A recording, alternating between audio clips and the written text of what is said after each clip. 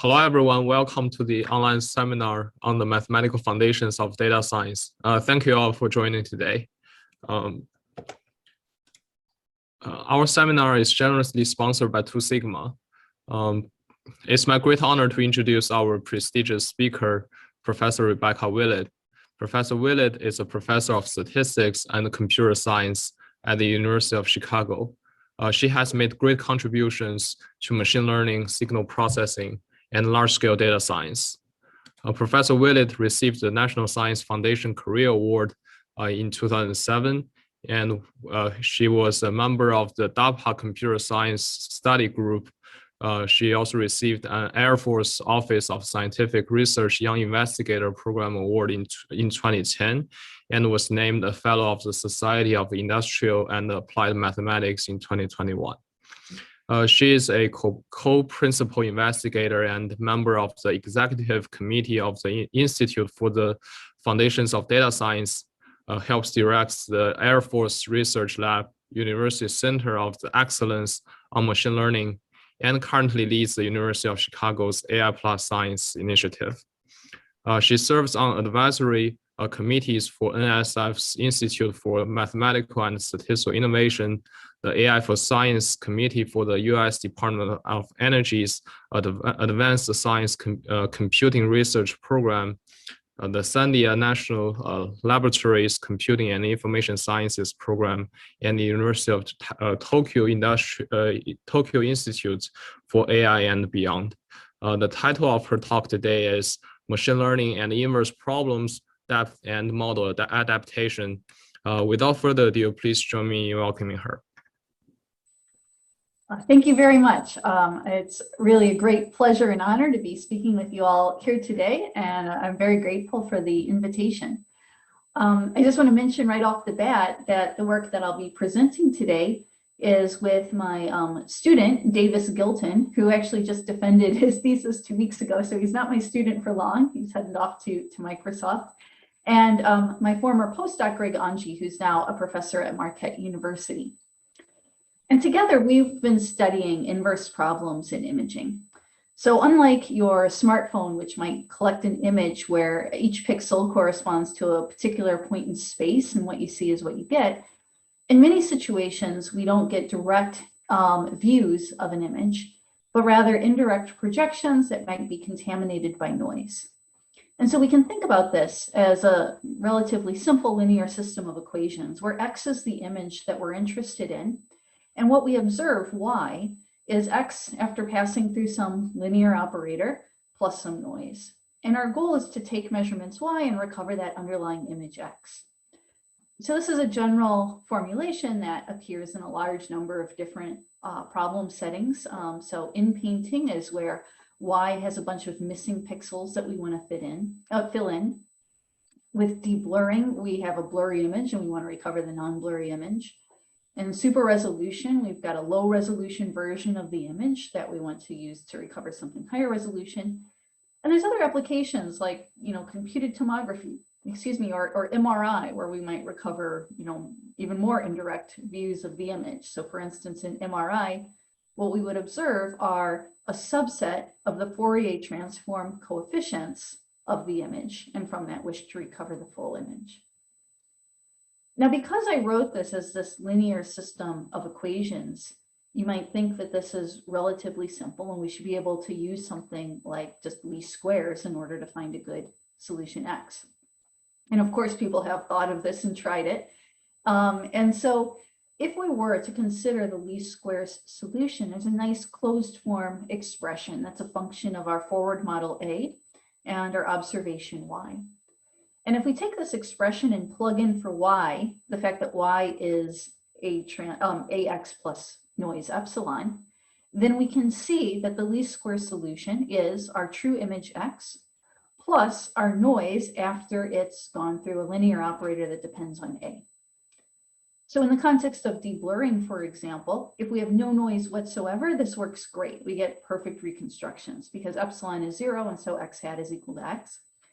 But if X is small, and if this forward operator has some small singular values, then what can happen is that when we try to apply this least squares operator, we actually take small amounts of noise in epsilon and just blow them up. And so you can actually see this in practice. Even when you've got a small amount of noise, it's not perceptible to the human eye. Because of this effect, you can just get completely garbage solutions. And so the way that people address this problem is with regularization. And maybe the earliest known form of regularization dates back to Tikhonov regularization in the 1940s, where we say, instead of just finding the least squares solution, the best fit to the data, let's also try to find a solution that has has relatively small pixel values. And so this prevents any of the pixel values in the solution from blowing up and drowning out the true image that we're trying to recover. And this also has a nice closed form expression. And what we can see is that the matrix we're inverting here now has eigenvalues that are never too small. And so we would never really blow up the noise in the same way. And so we can get good reconstructions. Now, this is not perfect. I mean, I don't know how well you can see it on your screens, but certainly on mine, I can see some like ringing artifacts here. It's still a little bit blurry, but it's certainly superior to least squares.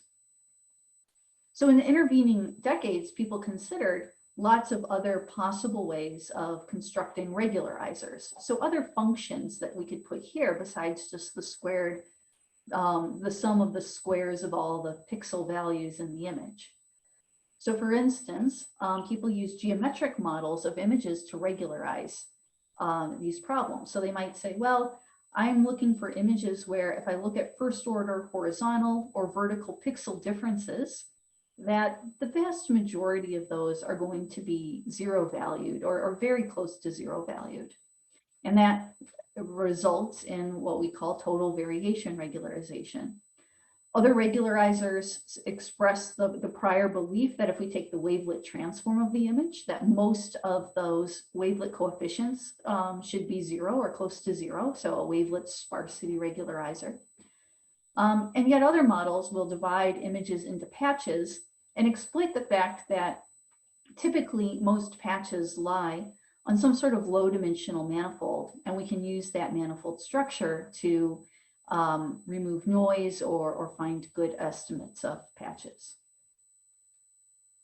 So in all of the examples that I've given you so far, these sorts of models of images are designed to reflect some sort of prior information or intuition that we have about the overall distribution of images that we might wish to reconstruct. So we can think about these regularizers that I'm describing as being sort of like a negative log prior probability distribution. But what I want to talk about today is a slightly different framework that says, imagine that we don't have a good prior probability model, but what we're going to do is we're going to take training data to try to learn a good prior or learn a good regularizer. So the basic framework is that we're going to take an observation vector y, and we're going to produce an estimate x hat by solving this optimization problem, where we try to find an image x that's a good fit to the data and has a small value for the regularization parameter. And what we want to do is use training data to find a good value for this regularization function. So at this level, this is a problem that's received a lot of attention in recent years. And at the bottom here, I cite two recent review articles that actually give a nice survey of different categories of approaches that might be useful. But for today, what I want to do is I want to focus on three kind of key trade-offs that we have to consider as we think about how we want to actually learn these regularization functions, or how we want to learn to solve these inverse problems. And the first of those trade-offs is exploring differences between how general a solution we learn versus how many training samples we need in order to learn that solution. And what this boils down to is how much we leverage or exploit knowledge of this forward model A during training. Okay, so let me explain this in a little bit more detail. So imagine for the moment that we knew what regularization function R we wanted to work with. So ultimately we don't, but for now, let's just say if we knew what R was, how would we actually solve this optimization problem? Well, you might use something like proximal gradient descent, where the basic idea is you choose some initial estimate and some step size, and then at each iteration you do 2 steps. The first step, which we call the data consistency step, amounts to taking our current estimate, xk, and doing a gradient descent step with respect to our squared error. So pushing our estimate a little bit closer to being a good fit to the data. Once we've done that and gotten this intermediate estimate zk, then we apply our regularizer. So we form our new image estimate by choosing an image which is close to that intermediate estimate zk, but which also has a small value of our regularization parameter. And we've referred to this as sort of like a denoising step, because you could think about Z as sort of being like a noisy version of the image, and we're going to remove those errors or corruptions by using our regularizer. And in fact, this function here has a very particular name called a proximal operator. And so we often just write it as prox. So it's this proximal operator applied to the intermediate zk using regularizer R. And we can kind of write all of this in a block diagram, and we'll see why that's useful in a moment. But again, we take our initial estimate, do some data consistency step, proximal operator, data consistency, proximal operator, and keep repeating this until convergence. Okay, so this is what we would do if we had a known regularizer R that we wanted to work with. And so what we're going to do if we only have training data instead is we're going to train a neural network to perform this proximal operator, or in order to perform denoising. So we would take a bunch of training observations and corrupt them with noise to produce something like the ZKs, and train a neural network to take a ZK and output a pretty good XK. Okay, so we train a denoiser, and once we have that denoiser trained, we can simply plug it into the framework that I already described. So instead of an explicit prox operator in our algorithm, we've got a convolutional neural network. Or in our block diagram, we took that prox block and just replaced it with a neural network. Okay, so we've taken this trained neural network, but now we can just kind of plug it into exactly the same optimization framework. And this has been explored in a variety of different contexts and from a variety of different perspectives. One series of papers calls it plug and play estimation. And then there's a more recent series of papers that starts from a slightly different starting point, resulting in a method that they call regularization by denoising. And there have even been some nice papers that have explored, what has to be true about this learned denoiser in order to ensure that this procedure is actually going to guarantee converge. I think I saw that there might be a question. I'm more than happy to take questions as we go here. Oh, yes, the question is from Miranda Lynch, and the question is, for the proximal operator or the plug and play, it was said that the iterations were repeated until convergence. What is being measured for convergence? Right, so what's being measured here is you want to keep going until, say, xk and xk plus 1 are very close to one another. So perhaps like the 2 norm between them is on the order of 10 to the minus 6 or something. I mean, there's a number of different convergence criteria that people employ, but that's a pretty common example. In order to ensure convergence, a number of different things have been proposed, but one thing in particular that works is to ensure that whatever this denoiser is has bounded Lipschitz constants. So if you know that the constants are bounded, then you can ensure that it will converge and converge at a linear rate, in fact. Okay, so there are some nice properties associated with this approach, but let's see what happens when we try to use it in practice. So here's this in-painting problem that I mentioned earlier, where we want to fill in these missing pixels. So if I were to train a neural network to solve this problem within this sort of framework that I just described, and I use 80,000 training samples, then I learn a pretty good reconstruction method. But in contrast, if I only used, say, 2,000 training samples, this method totally crashes and burns. It's terrible. And if you're looking at pictures of celebrities, well, maybe you do have 80,000 images available, but there's many settings where you don't, including things like medical imaging, where naturally the number of training samples is much more constrained and limited. And so the question is, well, why is this method performing poorly, so poorly, when we've got limited amounts of training data? And what I think is some helpful intuition is to think about this in terms of, when we're learning to denoise or when we're learning these proximal operators, essentially what we're doing is we're learning a probability distribution over the space of images, over this using our training data. And so if we had a good prior and we had some inverse problem we wanted to solve, then like I said before, the negative log prior could be a regularizer and we can do a great job at reconstruction. But learning that prior, P of X, can be pretty difficult. And I think this is require a lot of samples. And perhaps is even overkill. And we can see that, I think, especially in the context of this in-painting problem where, to learn the prior, we're having to learn something about the full structure, the global structure of the images. But in this in-painting problem, there's all kinds of stuff going on in the background that's totally irrelevant to our ability to fill in, say, the fact that she's got an eye and a nose missing, right? So learning everything about the background distribution of the images takes a lot of samples and yet doesn't really help us solve the inverse problem at hand. And what we can show is actually that if we want to optimally find the optimal sort of mapping from observations to reconstructed images, then what that depends on is actually the conditional density of the, well, let's just say in the context of in-painting, the conditional distribution of the missing pixels given the observed pixels. Now, of course, if you knew what the full prior was, then you could compute this conditional density.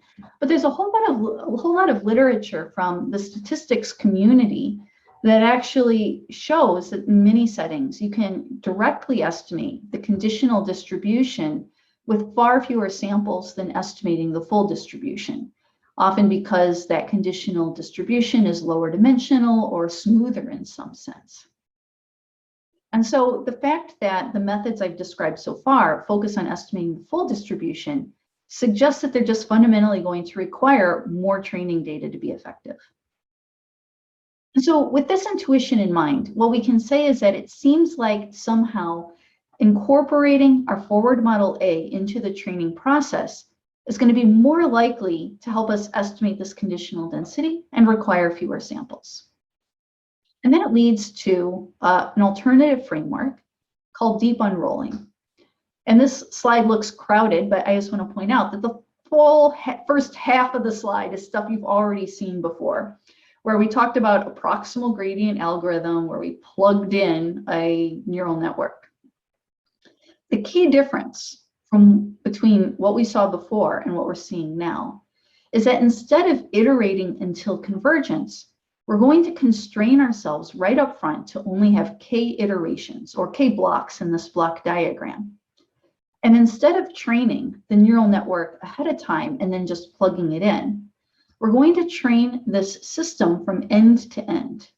So we're going to train our neural network so that the output after k blocks, which we're going to call x hat, is a good fit to the true x that we're trying to recover.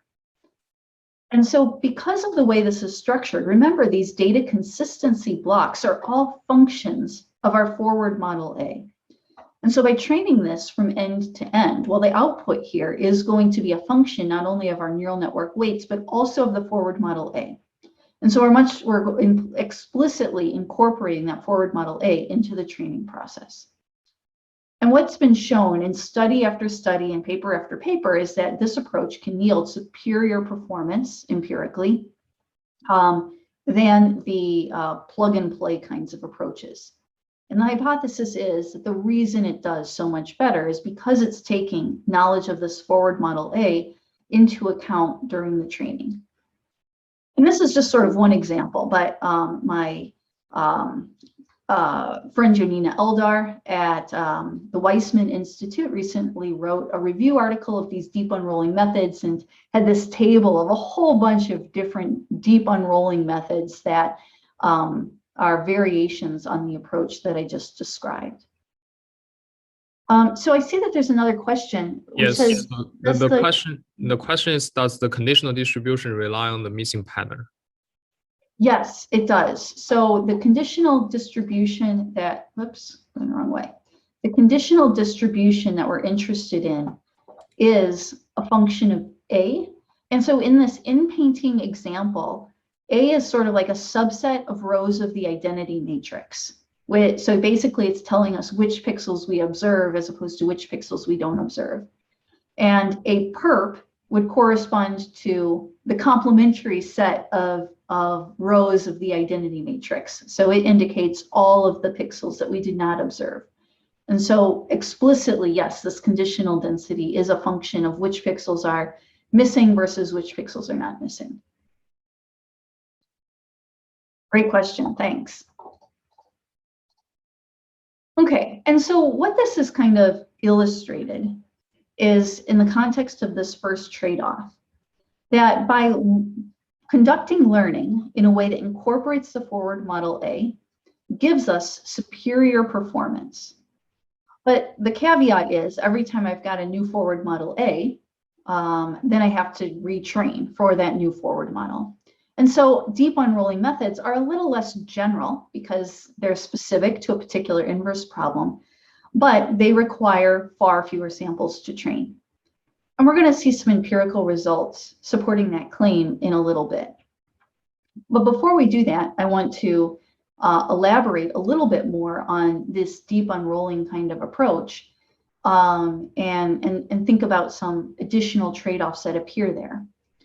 So in particular, I said that we start with some fixed number of blocks or iterations K.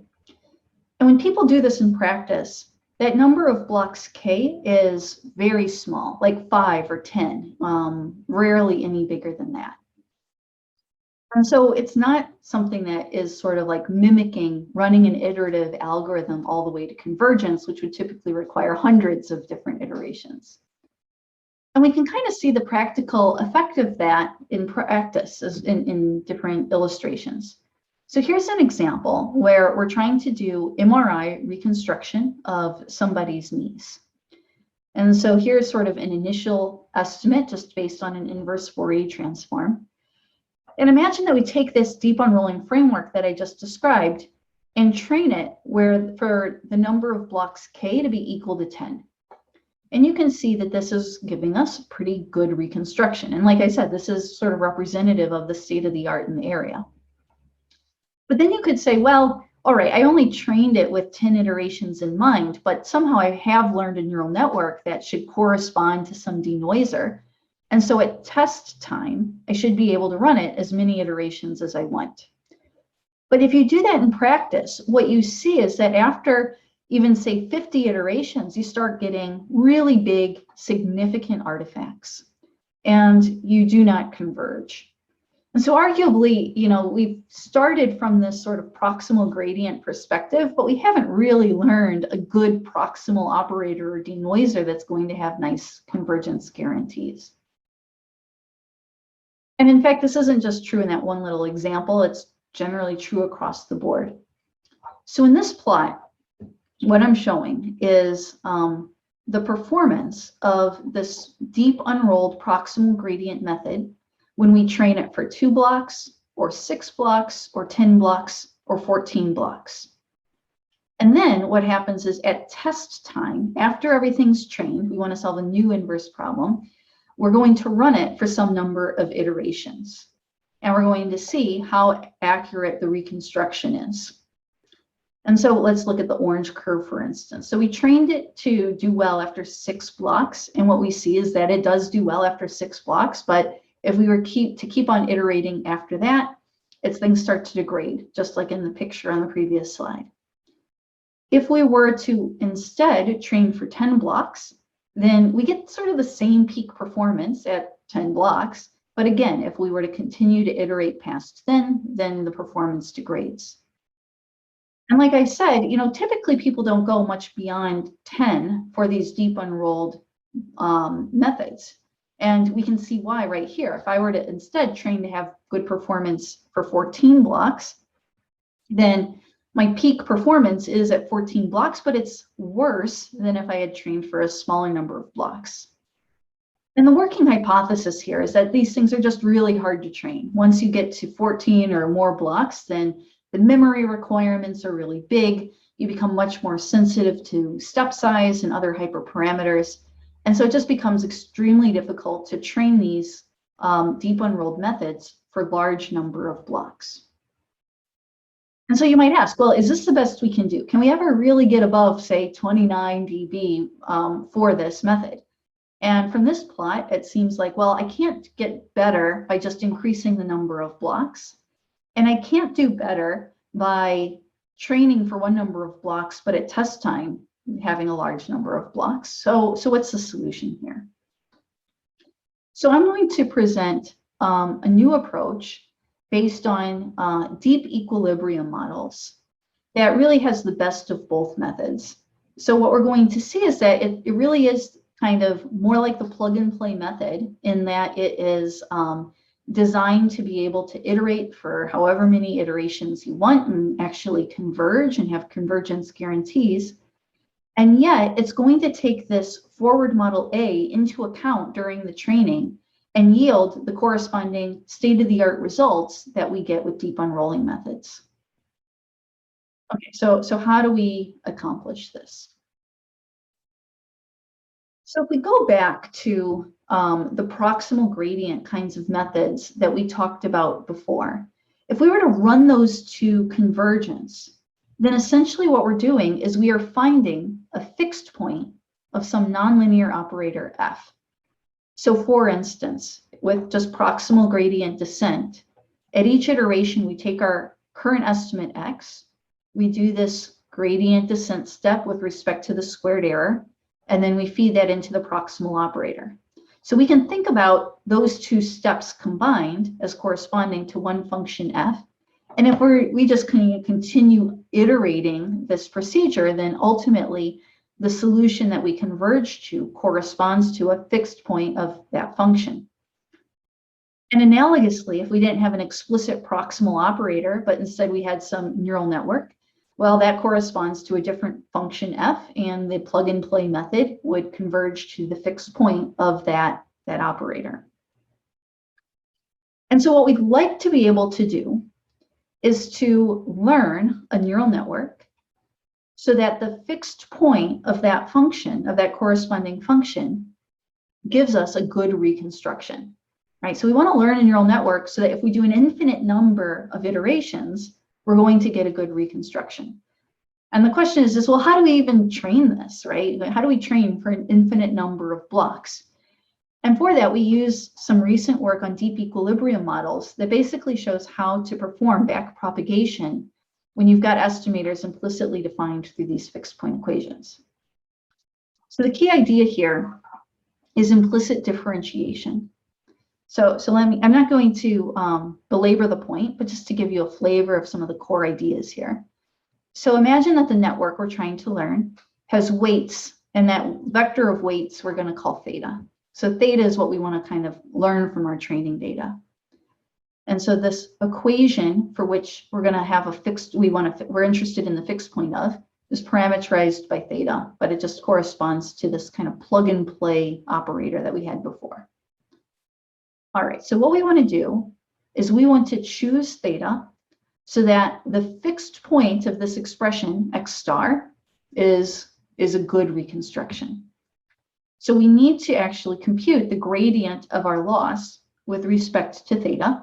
And of course, the first thing we do is a little chain rule here. So we compute the gradient of our loss with respect to the final image, x star, the fixed point, and then the gradient of the fixed point with respect to theta. So now, turns out the first factor here is super trivial. It's what you would normally think of. The second factor is what's tricky. So we think about how do we compute the gradient of the fixed point with respect to these parameters.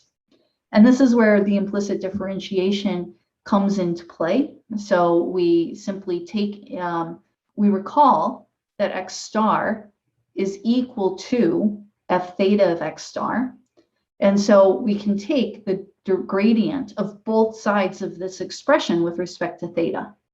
And that gives us this expression here, and we can see that dx star d theta appears on both sides of the equation. And so with a simple rearrangement of terms, we get a nice expression for the gradient of our fixed point with respect to theta, and we can use that to do stochastic gradient descent and to train this network.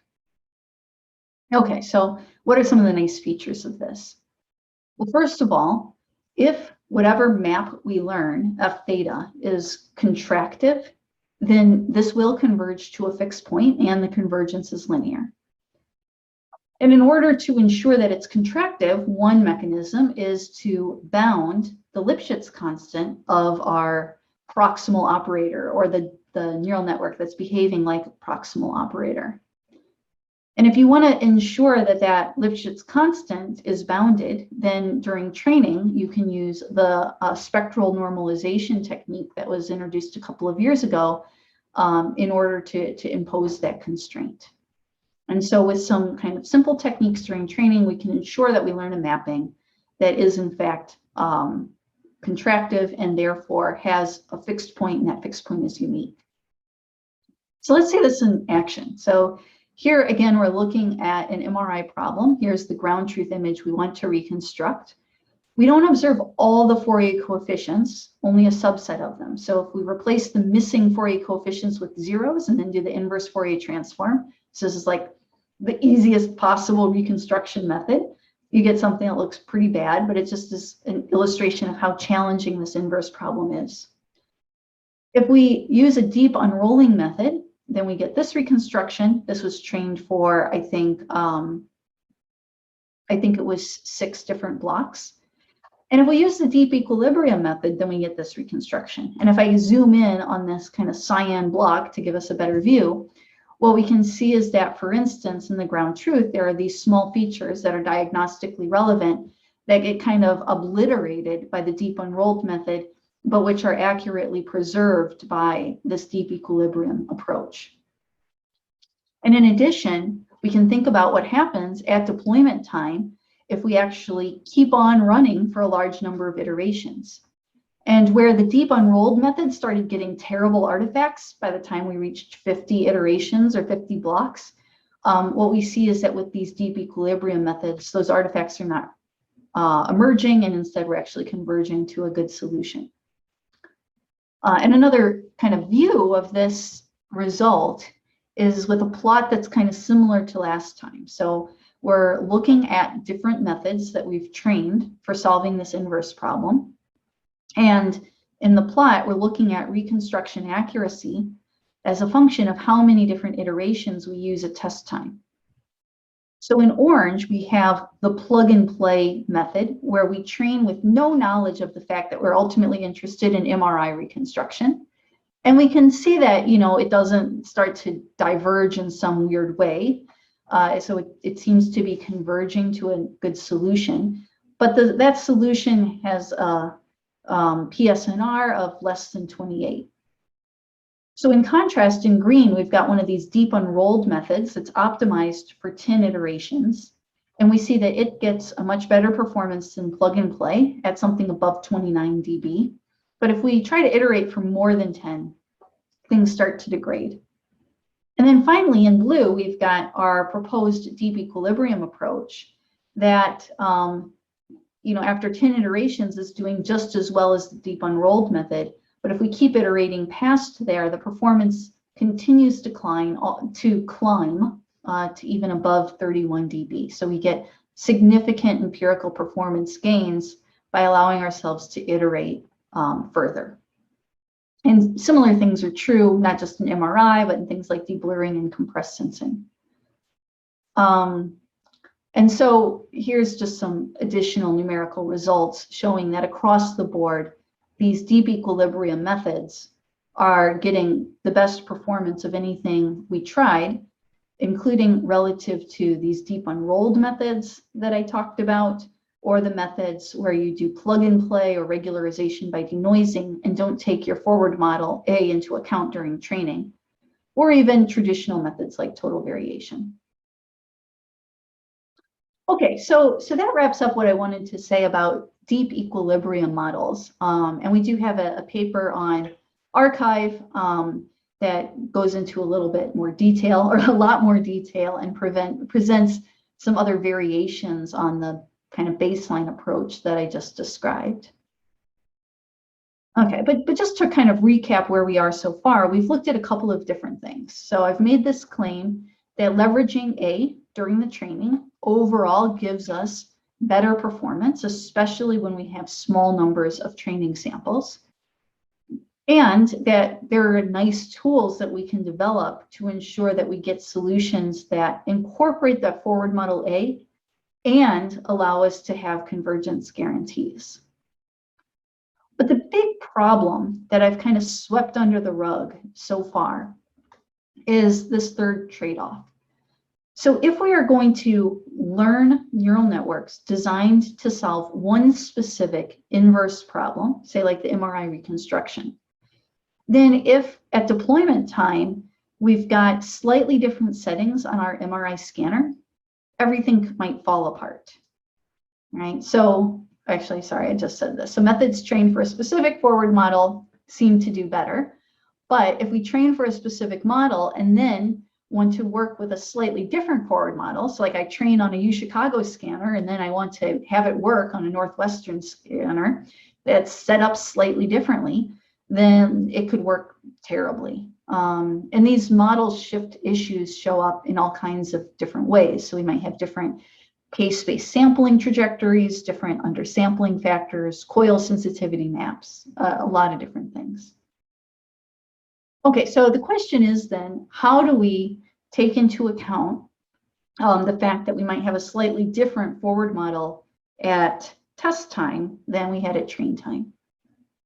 Okay, so just to kind of nail down a little bit of notation. At train time, we've got a bunch of training samples corresponding to an initial forward model A0. And we train some sort of reconstruction neural network that I'm going to call F sub theta, that's going to be designed to perform well for this A0 problem. And so at test time, I could feed in observations Y to this F theta and get an estimate X hat. Okay, so that's everything that I've basically been talking about so far today. And I see there's a question from Tina saying, is each block different from each other during training? If that's the case, how to extend them to more blocks at the test time? So in everything that I am describing here today, all of the blocks are identical. And this is referred to in the literature as weight tying. So the weights are tied to one another across blocks. There are definitely papers that have explored using deep unrolling without weight tying. But in the experiments that we have run, and we've run a lot, there's not a significant empirical difference. It's not like we're taking a big performance hit by doing weight tying. And so it doesn't seem like, so even though some of the kind of popular methods out there in the literature don't enforce weight tying, it seems that that was not a choice that was chosen for improvements in PSNR. It works just fine with weight tying. Yeah, thanks. That's a great question. Okay, so this is our general setup. And so now, just to kind of show you what can happen if this is abused, if we imagine that we use the same case-based sampling or the same sort of Fourier coefficients that we met, locations in training and in testing. And we can see we can get really good reconstructions, like on the order of 31.7 dB. But if instead we use exactly the same method, but a slightly different sampling pattern at test time than at train time, then all of a sudden our accuracy drops by like 5 dB. It's a huge drop in performance.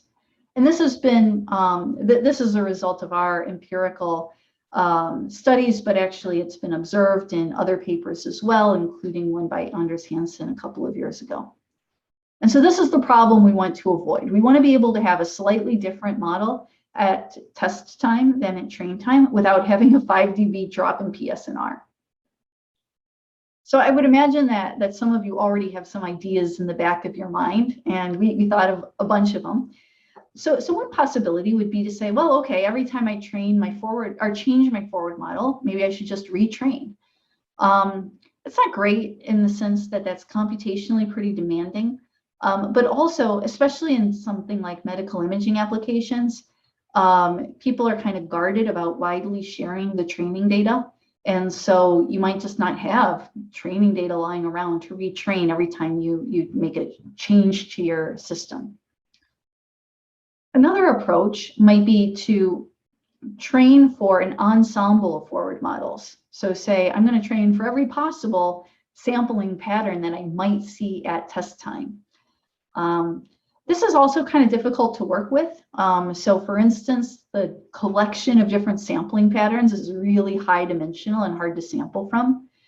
And when we actually try this out numerically, it just overall performs worse. So trying to train to do well for a collection of, say, 10 different forward models all at once is much worse than the kinds of approaches that I'm going to describe in a minute. You could also just go with these plug and play approaches that I described earlier, where you don't use the forward model during training, and then you're not sensitive to it. But in general, that just doesn't work as well because you need way more training data for that to work well. And we'll see that empirically a little bit later too. So our approach is to actually take the network that we trained with, or that we trained, and then just adapt it at deployment time for the new inverse problem. Okay, so this is what I mean by that. So we're going to take a reconstruction network that we've trained to solve one inverse problem with forward model A0, and figure out how to leverage it to solve a new inverse problem with forward model A1. So you train, for instance, on one sampling pattern, and we're going to deploy on a new sampling pattern.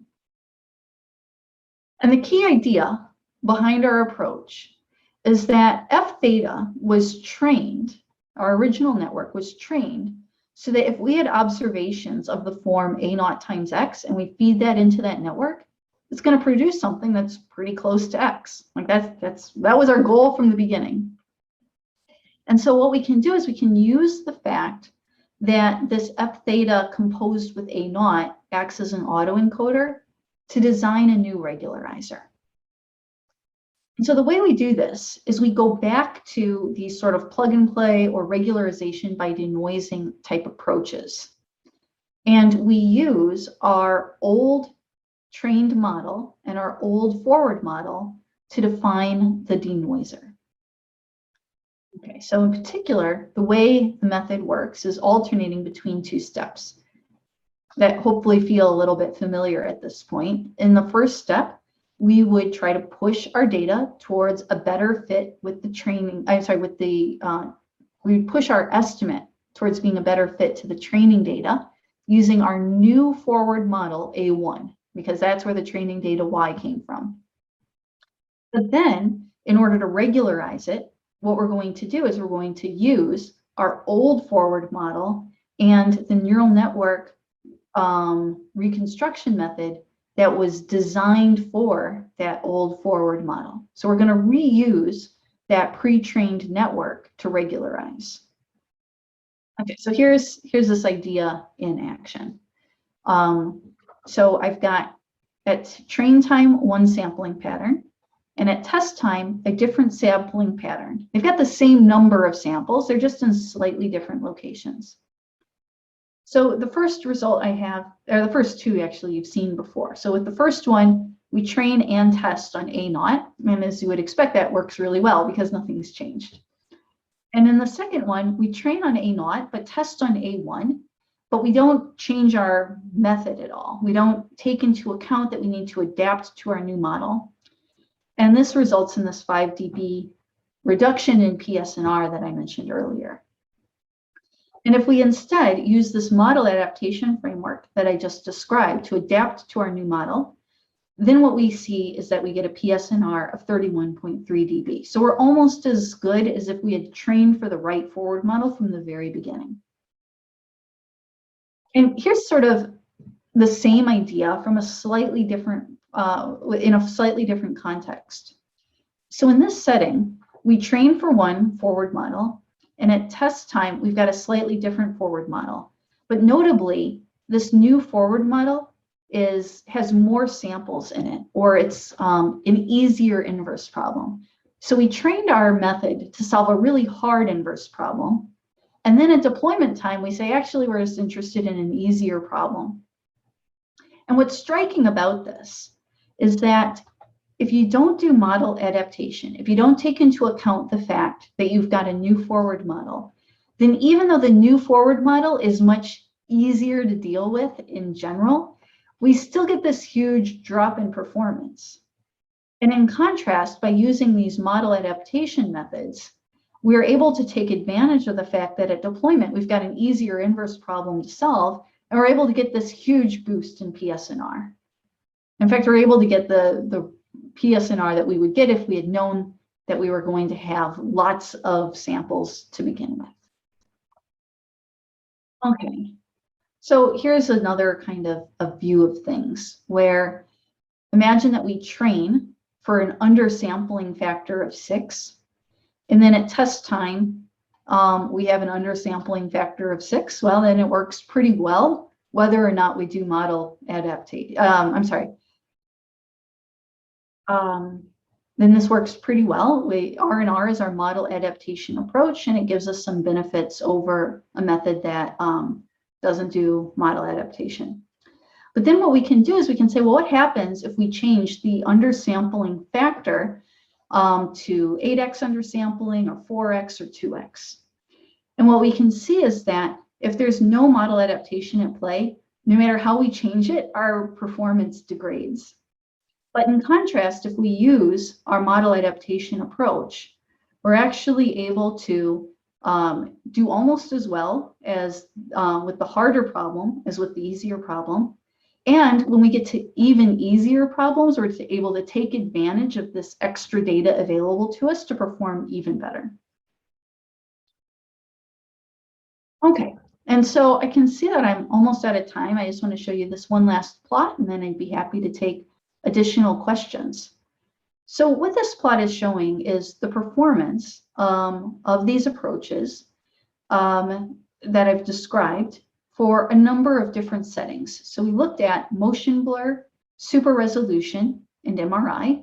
And for each of them, we looked at 2 different network architectures, UNet and MODL. And for each of these approaches, we compared with a number of different things. So the first thing that we compared with is in red, the regularization by denoising. So this is the approach that says, I'm just going to take my training data and learn a good regularizer that's independent of my forward model. It's kind of the first thing we talked about. And we can see that it does okay, but not great. We're able to do better. In gold, this is something that is training for model A1 and then deploying on model A1. So of course, this is something that we don't have access to in practice, but we can think about it as the gold standard, right? This is the situation we hope we were in, where we knew ahead of time exactly what situation we'd be tested in. And so no method's going to be able to do as well as this because it's got extra knowledge, but that's sort of our target that we're aiming for. In purple, what we have is what happens if we do no adaptation to the new model. So we train on A0, we deploy on A1, but we don't adjust for the fact that we've got this new forward model. And you can see that gives us this huge drop in performance across the board.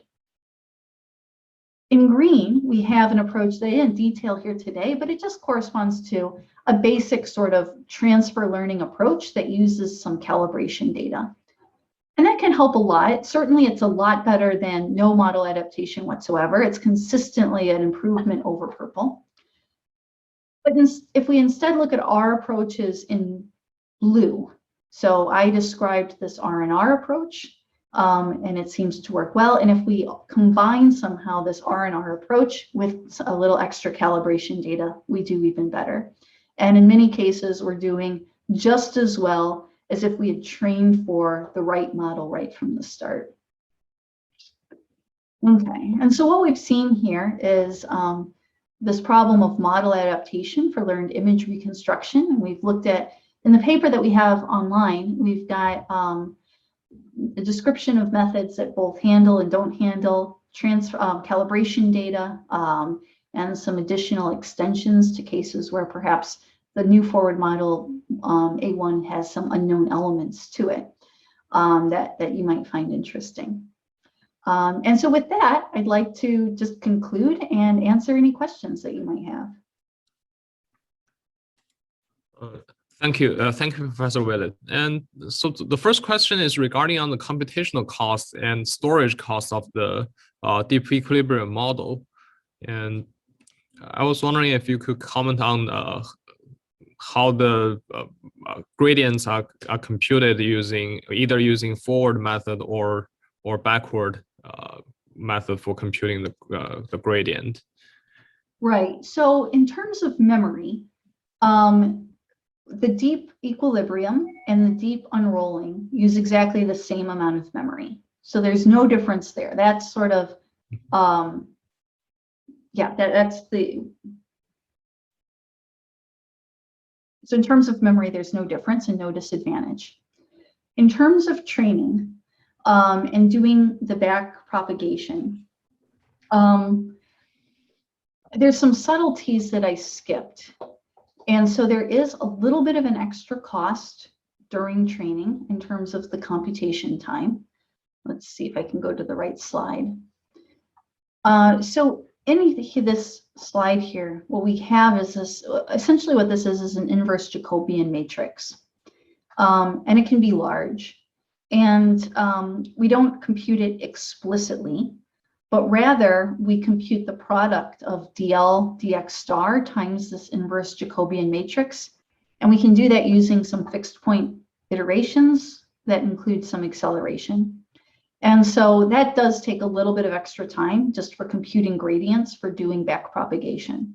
But I believe that the overall wall clock time is, I should double check with my student Davis, but I believe it was within a factor of 3.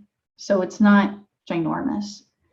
Of course, at test time, then you've got some flexibility, right? Because at test time, you get to choose how many iterations you want to run for. So you can choose to just stop at 10, or you can stop at 50 or 100. And then of course, how long you go or how many iterations you choose to run is going to affect how much time it takes to compute things at test time. But we do use methods like Anderson acceleration in order to compute these fixed points at test time. And so it really is quite fast. Thank you. Thank you. And another question is also regarding on this the deep equilibrium method. And it seems you need to compute the fixed point of f theta in each iteration, if I'm understanding correctly. No, sorry, I think that's not quite right. So basically, you can think about each of these iterations as being one iteration of a fixed point algorithm. So getting a solution for a image requires solving a fixed point problem. Is that what you mean, or did I misunderstand? Oh, I mean, it seems the forward loop needs to compute the equilibrium of a given parameter, and the backward loop is learning the parameter theta by computing the implicit gradient. Yeah, that's true. So we are having to, during the training, compute these fixed points. Like I said, we do use these acceleration techniques, and so even though we are, but we can't, yeah, so we do a combination of the acceleration techniques and limiting the number of fixed point iterations we do during training in order to kind of mitigate those costs. And like I said, I mean, it does sound like a lot, but with some of these techniques that I just described, the overall wall clock time is not too much worse than just using deep unrolling. So theoretically, is it possible to guarantee that the fixed point exists, or? Yeah, it's possible under these constraints that we talked about. So in particular, whatever map we have has to be contractive. And so one way to guarantee that it's contractive is to ensure that the Lipschitz constant is bounded. And so if it is, then you are guaranteed to have a nice, unique fixed point. You know, I will say that these spectral normalization techniques used to control the Lipschitz constant, I mean, basically you're trying to control an upper bound on the Lipschitz constant, and those bounds aren't always tight. So there's some room for improvement there. Like, I think sometimes when we're empirically trying to ensure that this Lipschitz constant is bounded, it's overly aggressive because those bounds that we're trying to control are loose. Thank you. And so the next question is asked by Yungchao H. And so the question is as follows: model adaptation requires a known A1. Is it possible to do model adaptation just by considering the distributional shift of the two noisy image sets? Right. So first of all, it depends on what you mean by image. So we remember that we've got the X's and the Y's. Maybe I'll go to a better slide for this. What's it? Right. Or maybe even this one. So we train on XY pairs. The X's aren't drifting at all. That part of the distribution is held fixed.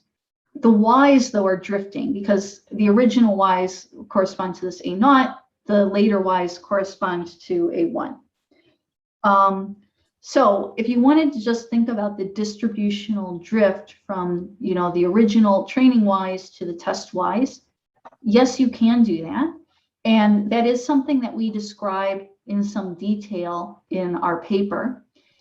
And that's the idea of this method that we call parameterize and perturb that I didn't really talk about. But basically, this transfer learning approach is aimed exactly at trying to capture that distributional drift. And the way it does that is it collects some calibration data. So in your new scanner setup, for instance, you collect a bunch of new images, YIs, that aren't necessarily paired with, or that are not in general paired with the true images, the XIs. But you use it to try to capture this drift in distribution and to adapt to the new model. So that is possible. And you can see that certainly it's an improvement over the purple, which is no model adaptation. But we can get an additional boost by the kinds of methods that I described here today. Does that make sense, Yongchao? Yes. Yes. Oh, great. He said understood. Thank you very much. Oh, great. Thank you. And the next question is asked by Ramesh Ragala. And the question is, did the basic UNet architecture used? And is there any modification in the architecture? I think it is just the basic UNet architecture. I didn't show these results today, but my student just yesterday was telling me he was running some additional experiments on something that's not a UNet architecture, but that is a denser and I think even deeper CNN that's commonly used, more commonly used in the plug-and-play community, and that was giving some additional performance boosts that seemed to be doing better than the UNet in these experiments, and so we'll be posting an update on arXiv pretty soon. But for the UNet experiments, we did just use the basic UNet architecture. Thank you. And these are all the questions I have. Thank you. It seems, is there oh no, those are all the questions. Thank you very much. And also we would like to thank the audience for attending. Thank you again, Professor Willett. Oh, well, thank you again for the invitation. It's a real pleasure to join you all today. Thank you. Looking forward to seeing you in the future. Yeah, hopefully in person next time. Yeah. All right. Bye-bye. Bye.